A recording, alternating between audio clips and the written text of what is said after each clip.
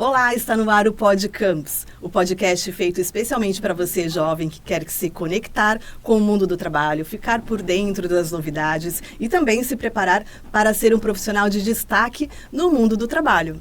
Eu sou Iriane Bianconi, da Comunicação do Campus, e hoje estou aqui com a professora Larissa Marques. Tudo bem, Lari? Bom dia, tudo bem? Obrigada. E também com a jovem Heloísa. Tudo bem, Elo? Bom dia, tudo ótimo. Muito obrigada, viu, pela presença.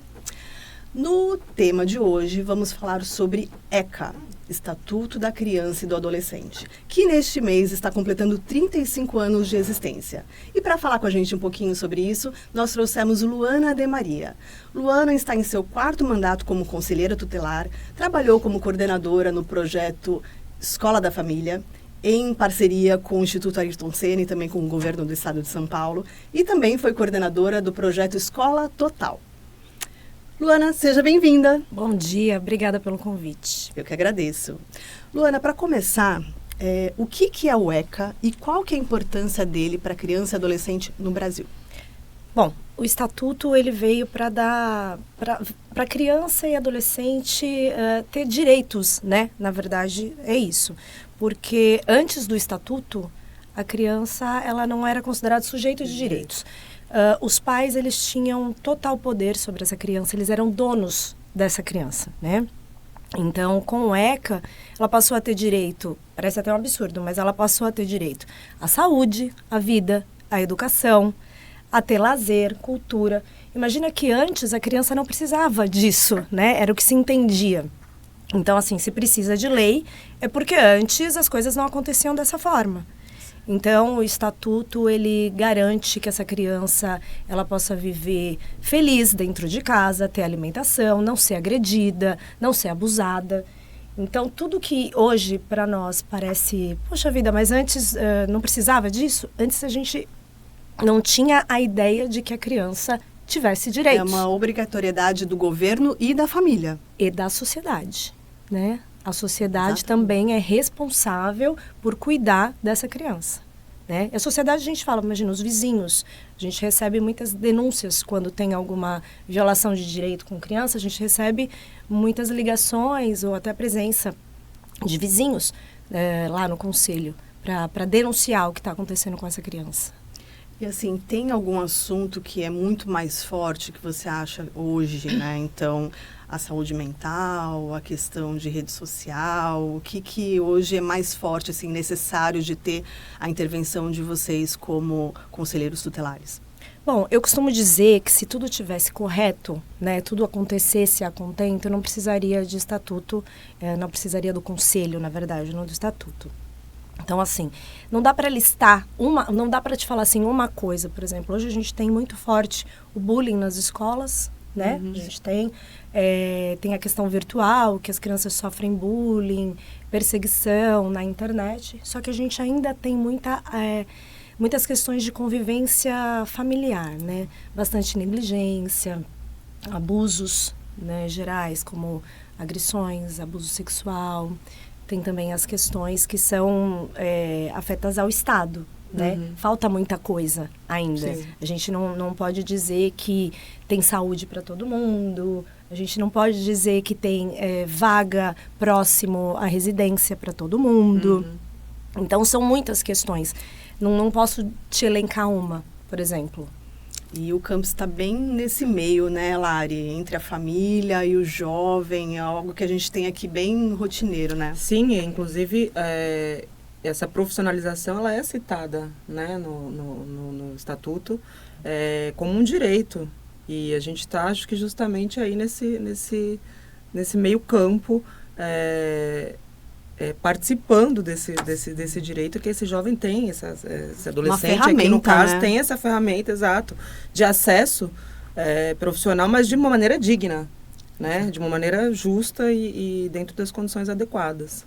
Elô, você tinha noção o que era isso, o que é o ECA, o que faz uma conselheira tutelar? Que, aliás, depois, Luana, eu gostaria que você até explicasse, né, direitinho como é que é a tua rotina, como é que é o teu dia a dia. Você tinha noção antes de entrar aqui no campus? Eu tenho uma noção básica, porque eu estou no 2º semestre de Direito. Então, é algo que, recorrentemente, eu estou vendo. eu tô ali no Código Civil, dando uma olhada, né? É super importante para você ser um cientista do direito, você tá a par da legislação que rege o seu país. E a leitura é fundamental.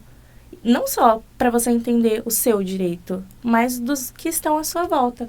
Então, quando a gente começa a ter essa noção de o que eu preciso, o que o outro precisa, onde acaba o meu direito e onde começa o do outro, onde estão os nossos deveres, direitos, e a gente entra no campus, a gente tem essa oportunidade, a gente enxerga de outra forma, ainda assim. A gente vê o ECA mais do que uma coisa que tá ali... Isso, uma teoria. A gente vê a prática. E ainda mais quando tá ali dizendo que o jovem, a partir dos 14 anos, tem direito à profissionalização, tem o direito a um trabalho digno, né? E é algo que faz os olhos brilharem, sabe? Porque não é só um desejo de trabalhar, muitas vezes. É um sonho. E quando o campus vem e dá uma oportunidade, né, pra gente, não é só nossa oportunidade, não é só nossa vida. É a vida da nossa família, o lugar onde a gente vive, a nossa vizinhança, são todos que estão em volta. Acho que é o respeito, né? Um respeitando o outro, sempre, começando por isso, sempre dá certo, né, Luana? E eu fico muito encantada. Assim, eu fico encantada ouvindo você falar. Por quê? Porque eu tô no conselho desde 2012, né? Do mandato. Então, assim, nesses anos todos, eu já trabalhava com criança e adolescente antes, mas nesses anos todos, eu vejo jovens sem perspectiva nenhuma.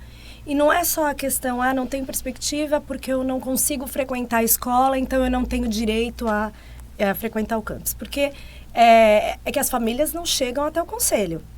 Porque a gente também encaminha adolescentes para o conselho, para o campus, né? O conselho também faz esse encaminhamento. Mas, assim, não ter perspectiva, não ter essa vontade de crescer, sabe? Não querer estudar, de ter uma profissão, de ir para uma empresa. Então, quando eu encontro jovens que têm essa vontade, esse desejo, têm essa visão de futuro, eu fico encantada. Porque, acredite, vocês são uma porcentagem, infelizmente, pequena, né? Na sociedade. Então, muito legal, parabéns. Porque você está aqui, não é por seu merecimento mesmo, é porque você correu atrás. E está aproveitando a oportunidade, né? É isso, porque muitos não aproveitam. A oportunidade já na frente, mas se não agarrar, se não fizer por onde, né? Como é que é o teu dia a dia, Luana, nesse tema, assim?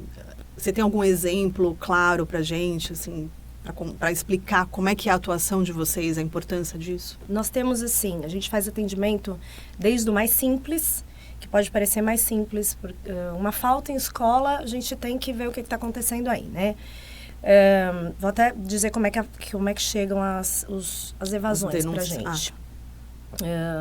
Existe uma resolução normativa, né, aqui na cidade, que é 324/19, uma resolução municipal, que ela diz que com 3 faltas consecutivas ou 5 alternadas, a escola ela tem que fazer primeiro a busca ativa dessa família, para saber o que está acontecendo com esse aluno, e ele não retornando à escola, encaminha para o conselho tutelar.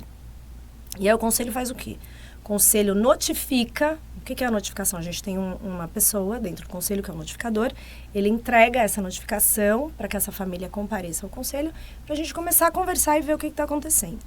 Porque às vezes é uma coisa bastante simples assim, ele está com atestado, mas eu ainda não levei. É alguma coisa simples, que também, né, a família está sendo um pouquinho negligente, porque ela não está levando esse atestado. Mas tem uma solução ali rápida. Mas tem uma solução. Ou às vezes tem coisas muito mais graves. Por exemplo, essa mãe, ela não leva essa criança à escola porque ela mora, por exemplo, no morro do...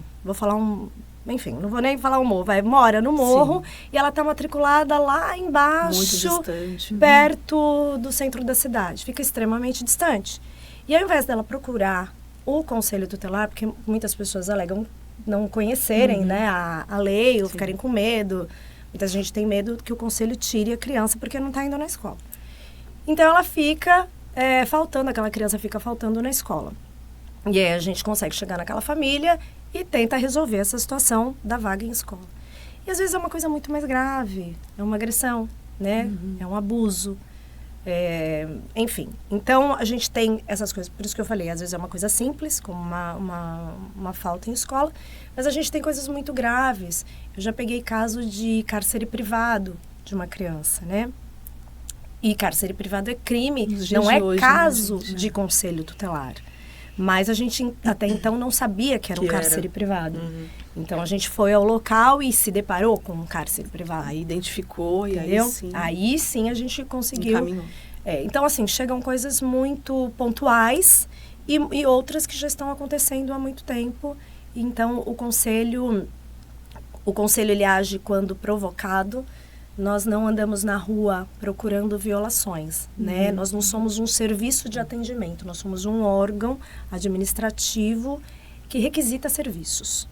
Então, essas denúncias, essas violações chegam para o conselho e aí o conselho tem que atuar aplicando medidas protetivas para essa criança. E a gente recebe essas denúncias pelo Disque 100, a gente recebe por e-mail, por telefone, presencialmente. O canal de denúncia, então, é 100. Não, também. Eu disse que tem dos direitos humanos, né? Tem o Disque 100 dos direitos humanos, mas assim, a pessoa pode ligar anonimamente, fazer essa denúncia. A gente precisa de um mínimo de informações.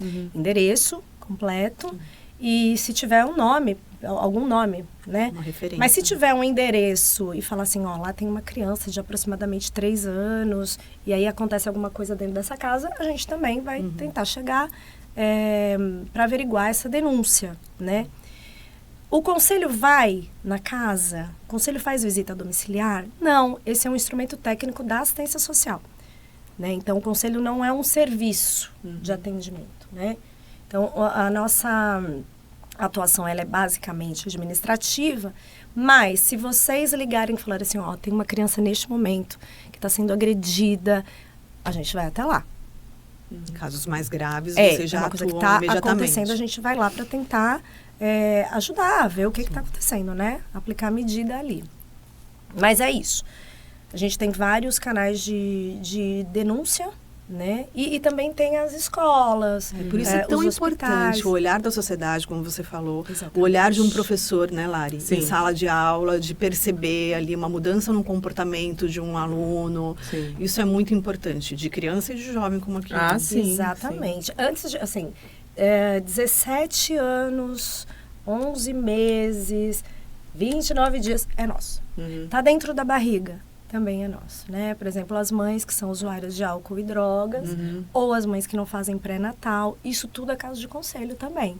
Sim. Então, desde que começou a vida, até completar 18 anos, se tiver violação de direitos, é caso de conselho. E aí, as pessoas, alegam não saber, né, os serviços, mas existe artigo no Estatuto da Criança e do Adolescente, né, falando do Estatuto, que é o artigo 249, que ele fala exatamente da obrigatoriedade dos serviços encaminharem para o Conselho Tutelar as violações de direito. Sim. Né? Então, existe a obrigatoriedade. E muitas vezes... E às vezes tem a violação da violação, né? O serviço não encaminha. Porque aí é violência institucional, né? Porque aí, além da violência que acontece lá na residência, enfim, tem também a violência institucional. Então, é muito importante conhecer a lei, né? Se você trabalha com criança e adolescente, você tem que conhecer, para que você também não cometa nenhuma violência ali, né? Exato. Você acha que teve avanço? Acredito que sim, né? Mas, a gente ainda tem muito a melhorar, né? Tem, porque dentro do Estatuto, o Estatuto ele teve algumas modificações, ele vira e mexe tem algumas modificações, né? A gente tem, agora mais recente foi a Henri Borel, né? A lei Henri Borel. Então, é importante que as pessoas estejam atualizadas também, né? Dessas modificações. Só que o que acontece? É o que eu estou falando. As pessoas têm medo, por exemplo, uma professora, uma diretora que trabalha dentro de uma comunidade, um agente de saúde que trabalha dentro de uma comunidade. Ele não pode ter receio de fazer aquela denúncia, porque ele trabalha dentro de uma comunidade e ele pode sofrer represália. Ele é um agente público. Um porta-voz ali, né? E ele tem que cumprir a lei. Sim. Que alguém da comunidade tenha receio de fazer, a gente entende, porque eles não... nem sempre têm o conhecimento da lei, mas, assim, eles não são agentes públicos, né? Eles não estão dentro da prefeitura, do estado ou de uma organização. Então, existe a obrigatoriedade de se comunicar ao Conselho Tutelar. E nós também recebemos as denúncias anônimas. E, assim, o que eu costumo dizer, nós temos 3 conselhos tutelares aqui em Santos, né? Acho que é legal de dizer isso. Dentro de cada conselho são 5 conselheiros. Somos 15 conselheiros na cidade e mais 15 suplentes, que cobrem nossas férias, né? Qualquer afastamento. Então, assim, cada conselho tutelar está dentro de um território. Eu, por exemplo, fiquei por 2 mandatos no Conselho Tutelar da Zona Noroeste e eu estou no meu 2º mandato aqui no território do centro. Cada base de Conselho Tutelar só pode atuar dentro daquele território, né? Então, sempre que você tiver uma denúncia, você faz para aquele conselho que é daquele território, que atende aquele bairro. E nós temos o nosso telefone, que é o telefone das bases, né, das 8 às 18, e a gente tem o telefone de plantão, que atende à noite, feriados e final de semana. Então, tem como chegar. Então, a gente sempre fala, precisava que a assistência social, as UBSs, que eles também trabalhassem depois dos 17. Porque a gente não tem isso. Por exemplo, se você precisar... É porque eles têm os horários deles, mas a gente fala, mas a gente briga por isso, né? Porque se você tiver, por exemplo... Tipo um plantão, né? Porque se você tem... O judiciário tem plantão, né? O conselho tem plantão. Só o conselho e o judiciário tem plantão. Né? Os serviços de atendimento não tem plantão. Tem. Se você, por exemplo... que é um dos casos que acontece com a gente. Uma criança que ela ela é deixada na escola após horário. Isso acontece muito. Ela é deixada na escola após horário. Aciona-se o Conselho Tutelar. Aí a gente pergunta, mas para a diretora, já tentou todos os telefones? Não, ninguém atende, a mãe não aparece, não tem ninguém da família. Para buscar a criança. Para buscar a criança, vai, qualquer dia, mas vamos pegar numa sexta-feira. Tá. Sexta-feira porque a escola não vai trabalhar sábado e domingo. O Conselho Tutelar, o que ele faz? Esgotou as possibilidades, não tem nenhum telefone? O Conselho Tutelar vai buscar essa criança e vai levar para o acolhimento de emergência. Essa criança vai passar o final de semana dentro do acolhimento. Por que ela vai passar o final de semana dentro do acolhimento? Porque a equipe técnica do abrigo, ela trabalha de segunda a sexta. Então, vai conversar com essa criança, vai conversar com essa família só na segunda-feira. Quem fica no acolhimento são os agentes dali, mas essa criança vai passar por a mãe não ter ido buscar essa criança na sexta-feira na escola, que pode ter sido um atraso, um acidente, a gente não sabe, ou uma negligência, né? Essa criança vai passar o final de semana inteiro dentro desse abrigo. E a gente não pode deixar de dizer que é uma judiação. Porque, violência mental, acolhimento é em último caso, né? O Conselho Tutelar não sai buscando criança por aí, acolhendo, como algumas pessoas acham.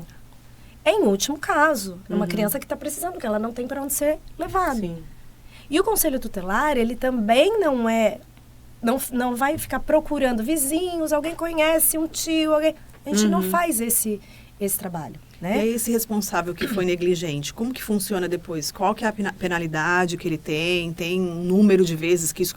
Você falou que acontecem muitas vezes, né? Então, assim, tem um número de vezes que é o excesso... Da mesma família? Então, quando a criança é acolhida na emergência, quem vai tratar, quem vai fazer esses trâmites aí vai ser a equipe técnica do acolhimento, né? Então, vai conversar com a família, vai saber o que aconteceu e se entender que foi uma coisa pontual, eles vão devolver para essa mãe, para esse pai, para essa avó, para essa tia, enfim, para quem tem a guarda aí dessa criança. Se eles entenderem e acharem que tem outra pessoa da família, porque a família extensa ela é sempre procurada primeiro, antes de um acolhimento institucional, por exemplo. Tem a diferença do acolhimento emergencial, que é esse que a criança ela pode ficar um período, e o institucional, que é quando se decide que aquela família não tem condições naquele momento de ficar com aquela criança, então vai para um acolhimento institucional. Né? Mas procura ser família extensa primeiro. Não, é feito um grande estudo ali. É um PIA, que a gente chama, Plano Individual de Atendimento. Não é da noite para o dia.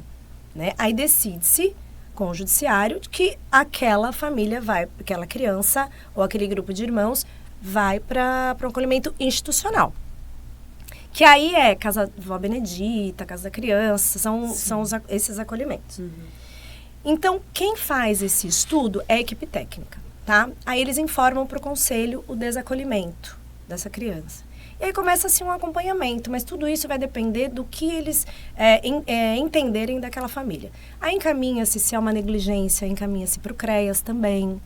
Se há uma falta, não é o caso da criança esquecida, deixada na escola, mas se há uma falta de matrícula, encaminhamento para requisição de vaga e matrícula. Então, aí a gente vê qual é a particularidade daquela família e faz essas requisições e o acompanhamento. Elô, você acha que os seus colegas, eles têm uma noção disso, dessa realidade que a gente está conversando agora? E também, você se sente acolhida? Você sente que os seus direitos são preservados? Assim, dentro do campus, usando a turma 4 como exemplo, sempre, nossa professora, eu tenho certeza que todos ali têm uma noção. Se não for plena, é básica. Básica do que se tem direito, do que nós podemos fazer por nós mesmos, onde a gente pode apontar de, olha, isso aqui tá errado. Olha, você tá agindo de uma forma que tá ultrapassando o meu limite. Mas também a noção das responsabilidades que as outras pessoas têm para conosco, né? Nossa turma de concomitância é variada, tem muita variação de idade. Existem os jovens maiores, até 21 anos, um pouco mais alguns, e outros menores, de 16 anos. Então, tem uma noção de que, muitas vezes, esses jovens maiores, nós maiores, temos responsabilidades com os mais novos. Não só de acolher, mas de orientar. Não só o professor tem essa responsabilidade de passar ensinamentos, passar a ideia desses deveres, dos direitos, de como nós podemos levar nossa vida de uma forma melhor, das garantias que nós podemos ter de um futuro. Mas é uma noção coletiva. E até você, no seu trabalho, você espera isso, né? Que Com os certeza. seus gestores, né, tenham essa consciência também. Então, é só um reflexo, né? Isso. É sempre esperado, né? Quando a gente fala de hierarquia, porque, bem ou mal, no ambiente de trabalho, nós temos uma hierarquia. Nós temos pessoas que estão nos observando, pessoas que estão nos ajudando o tempo inteiro. E nós esperamos que elas nos assegurem, que elas nos deem segurança, não só para trabalhar, para querer estar ali, mas para sair dali habilitados a viver, a conseguir conquistar novas oportunidades, novos espaços, né? E é muito, muito bom quando a gente chega em um ambiente, quando nós somos bem recebidos, quando nós temos alguém para contar. E é muito querido para um aprendiz, acredito, chegar e ter alguém do setor que, olha, eu já fui também, eu já passei por isso, eu tive essa experiência, eu sei como é. Essa semelhança é muito, muito legal, é muito boa. E é muito importante isso, Lari, também em sala de aula, porque é uma autoconfiança, né? Você vê como muda, né? Vira uma chavinha, né? Quando tem a ideia de quais são as obrigações, os deveres, vira isso aqui, um jovem super consciente, né? E você vê que ela fala que muitas vezes as pessoas não têm acesso ao conhecimento, se aquilo faz parte da lei, se não faz, né? Eu acho que a gente aqui tem esse privilégio de fazer essa juventude mais periférica e mais vulnerável ter acesso a esse conhecimento e saber quando aquele direito foi violado, né? E quando, de repente, a família pode intervir em relação a outra família ou eles, enquanto sujeitos de direitos, também intervirem numa situação como essa. Eu acho que isso é importante, né? Podia, eu acho que o acesso ser maior, né? A essas pessoas em relação ao conhecimento do próprio estatuto mesmo, né? Do que pode, do que não pode, do que tem que fazer, para onde liga e tudo mais. aqui dentro do campus, pelo menos a gente consegue orientar, né? Aí agora na sociedade a gente tem que sempre estar fazendo um trabalho reforçado, né, Luana? E eu acho que falta divulgação de tudo. Sim. Né? E qual é o interesse? Eu acho que o interesse é só o que dá lucro, no geral. É o que dá lucro, né? E informar a população não dá lucro, né? E quanto mais informação a população tem, mais conhecimento, mais ela briga pelos seus direitos, né? Então, informação é poder. Eu sempre falo isso. Sim, informação é poder. Então, até mesmo as pessoas não sabem como é que um conselheiro tutelar se torna conselheiro tutelar. Você sabe? Sim. Sabe como é que é? Eu acredito que seja por concurso, porque para muitas carreiras dentro dessa área, ainda mais lidando tão diretamente com a sociedade, você precisa mais do que se provar apta tecnicamente. Capacitado, né? Isso, capacitado. É uma série de capacitações, uma série de habilidades que você tem que ter. Uma habilidade técnica, uma habilidade social e, com certeza, uma humanista muito grande. Olha só, que maravilha o pensamento dela, né? Que é uma jovem que está começando, que está tendo uma visão agora, né, do que é o mundo. Para ser conselheiro tutelar, você precisa...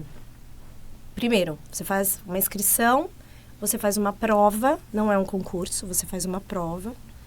E depois dessa prova, passando nela, você apresenta alguns documentos, né, algumas certidões. Você tem que comprovar um tempo X de trabalho com criança e adolescente, que infelizmente é assinado por líderes aí de um lugar ou de outro. Nem sempre é realmente aquela pessoa trabalhava naquele tempo com criança. E depois você passa por uma eleição como um vereador. Então, as pessoas não sabem, no geral, não é só você, ninguém sabe, porque não existe divulgação, porque não existe interesse, né? Então, cada um de nós que vota em Santos, no dia da eleição, que é o mesmo dia no Brasil inteiro, para todos os conselheiros tutelares do Brasil, vão lá, colocam lá o voto e pode votar em até 3 conselheiros, em 3 candidatos, né? E ninguém sabe disso. As pessoas veem a movimentação no dia da eleição e não fazem ideia do porquê que aquela escola está aberta, porquê que aquelas pessoas estão andando com o santinho, que a gente chama de santinho, de um lado para o outro. Não existe existe a divulgação. A gente briga muito sobre a divulgação lá no CMDCA, que é o Conselho Municipal da Criança e do Adolescente, né? Que eu até aproveito para convidar todo mundo, toda primeira quinta-feira, às 8 da manhã, na Casa de Cidadania, existe essa reunião do Conselho Municipal da Criança e do Adolescente, e ela é aberta ao público, e tem que participar, porque é lá que se constroem políticas públicas. E a gente briga muito por isso, pela divulgação. E a divulgação, ela é feita onde? No DO. Quem lê DO que ninguém acessa. é funcionário público que está esperando para ver se passou em concursos, se e vai no ser boca promovido. a boca, então muito ali, né? No bairro, bem exatamente. separado, não é abrangente, né? Exatamente. Então, assim, tem que ter uma vasta divulgação disso. Por quê? Porque as pessoas precisam saber o que é o conselho, precisam colocar pessoas comprometidas, né? E não só aquelas pessoas que são interesses de alguma organização, né? Porque é o que acaba acontecendo. E eu falo muito sobre isso porque eu sou bocuda. E aí, precisa da divulgação da lei. Representatividade, né? E assim, eu no meu Instagram, eu falo muito sobre conselho, falo muito sobre conhecimento, falo sobre lei. E eu acho que isso é importante. Que, na verdade, todo mundo devia fazer, né? Porque é uma forma de chegar até as pessoas. Se você não tem um interesse muito particular naquilo, você acaba não procurando, né? Não é uma coisa que fica aparecendo para você no Instagram. Aquelas mensagens ficam aparecendo. Então, é dever de todos nós estar de olho ali no que está acontecendo dentro da nossa sociedade. É o prédio que você mora, é a comunidade que você mora. E as pessoas não gostam de se envolver. E aí, quem acaba pagando o pato é aquela criança que não está sendo vista por ninguém, né? Eu costumo dizer que aqui no centro, onde eu atuo, as crianças, elas ficam assim, é onde as coisas acontecem e ninguém vê. Você imagina que tem tanta violação, quem anda pelo centro sabe o tanto de violação de direito que tem aqui, quem dá aula no centro sabe, só que as pessoas, diferente de quem mora em comunidade, as pessoas não fazem denúncias. Elas não querem se comprometer. Não querem se expor, né? Não querem se expor. E aí as crianças estão sofrendo, estão passando por diversas dificuldades aí, e os casos não chegam até o conselho, né?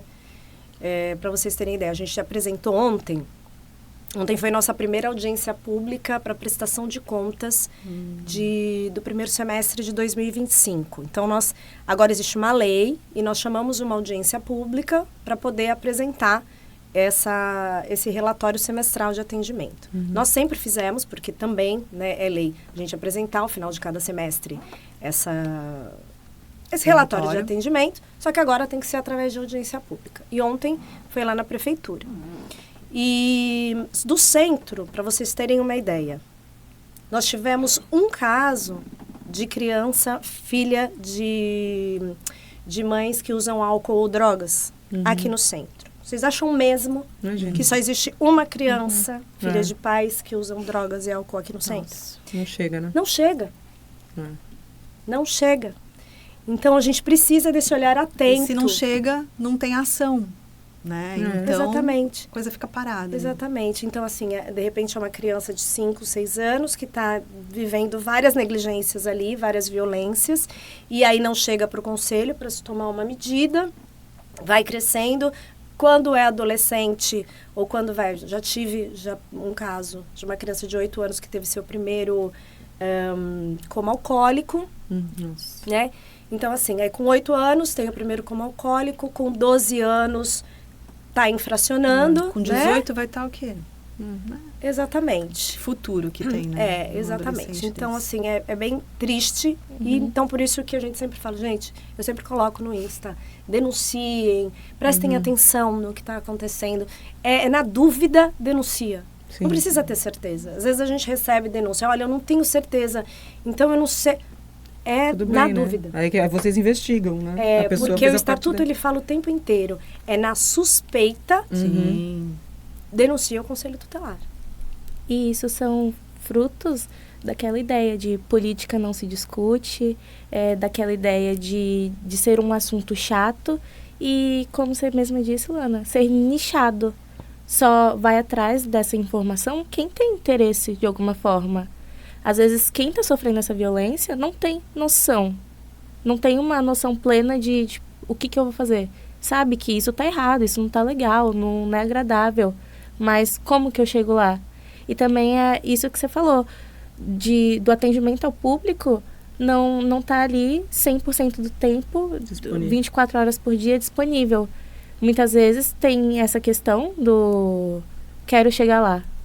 Mas como é que essa informação vai chegar no destino final? No fluxo, né? Isso.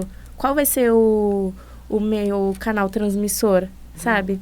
E é triste, porque no final são crianças que acabam sofrendo sobre isso, que não tem noção de nada, praticamente, né?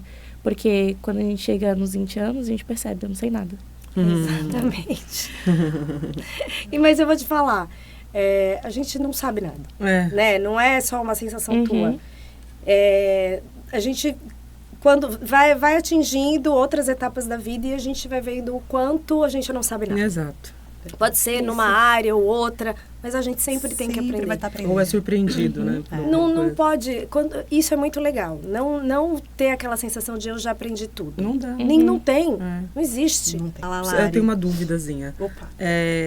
Em relação à vacinação.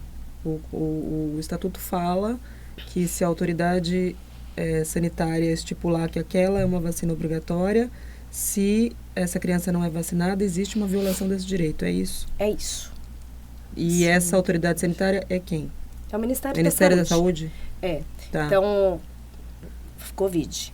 Sim. Hoje, a vacinação para crianças a partir de 6 meses de vida é obrigatória. Tá. Né? Contra o Covid. Então, É obrigatório. Então, se aquela família não vacinar, se aquela for uma vacina estipulada como obrigatória, ela está violando o direito do estatuto. Exatamente. E aí tem que chegar para o conselho vai orientar essa família de que tem que vacinar. Se nós formos informados que a família não vacinou, aí a gente vai encaminhar para o Ministério Público. Ah, tá. Agradeço a tua presença aqui, você, assim, foi fundamental para a gente entender quais são os direitos, deveres e também entrar, assim, cada vez mais na nossa cabeça, né? Porque é o que você falou, é a gente observar. Então, a sociedade é responsável por isso. Não é você, não é a Larissa, não é a Luísa, não é a Irene, todos, né? No geral. Agradeço também a presença da Elô. Eu queria que você agora passasse uma mensagem para os jovens sobre a importância do ECA. Uma mensagem para os jovens. É muito esquisito falar para os jovens, porque eu acho que todo mundo é jovem. Sim. Eternamente nós seremos Obrigada, jovens. Eu acredito nisso. Eternamente nós seremos jovens, porque nós estamos numa constante evolução, né? E busca por aprendizado. Você mesma disse que, tipo, quanto mais a gente sabe, mais a gente percebe que não sabe nada e que tem sempre muita coisa. Mas para os jovens, eu diria que nós precisamos ser menos superficiais. Eu acho que a juventude, agora com a internet, mudou muito a geração, né? Desde a pandemia, a geração Z é muito diferente da geração anterior e a Alpha, que vem depois de nós, é muito mais diferente. A internet acaba afogando muitas das nossas visões, muitas das nossas perspectivas do futuro. Porque nada se resume a um celular. Não vai se resumir ao quanto de horas, quantos de posts você TikTok. Faz. Isso, quantos vídeos você assiste no TikTok, quantos amigos você tem no Facebook, quantas músicas você ouviu no Spotify. Quantos views, né? Exatamente. A vida é muito mais que isso. E se você focar nisso, você vai esquecer de todo o resto. Você vai esquecer da sua família, você vai esquecer de onde você está, da sua sociedade, você vai perder a noção de que você é gente. Porque no final acaba que você está restrito num pensamento muito pequeno e para onde você vai depois disso? O que você sabe? Entende? O que você sabe do seu direito? O que você sabe do seu dever? O que você sabe do outro? O que você sabe da sua saúde? O que você sabe da sua jurisdição? São coisas que a gente não vai saber o tempo inteiro, óbvio. A gente não vai conseguir falar o tempo inteiro com as palavras certas, mas que a gente precisa entender de alguma forma. Sejam nas coisas simples, nas atitudes diárias, ou seja naquilo que a gente está vendo na TV, no jornal. A gente fala muito sobre STF, STJ, e o que a gente sabe disso? O que a gente aprende no Instagram? Então, Elô está pronta para o mundo. Ela está pronta. O meu recado para a juventude é desligar um pouco, assim, da internet e viver com pessoas de verdade, e conversar, e procurar saber, e deixar de se alienar. Porque é muito legal, sim, ver vídeo no Instagram. É muito legal estar na rede social. Mas é muito mais interessante você estar conversando, você estar trocando ideias com a pessoa. Relações humanas. Isso, que sabe coisas muito diferentes, que vê coisas muito diferentes no dia a dia. A tal da diversidade, né, gente? Isso. Isso é importante. É lindo, né? Quando você para pra perceber que você conhece um mundo diferente. É maravilhoso. Adorei, Elô. Deu uma aula aqui pra gente. Gente, se você ainda não se inscreveu no nosso canal do YouTube, inscreva-se agora, compartilhe, deixe o seu like, ative o sininho. Você também pode acompanhar o Podcampus pelo Spotify. O importante é você não perder nenhum episódio, tá? Campus Santos, orgulho de ser aprendiz. Tchau!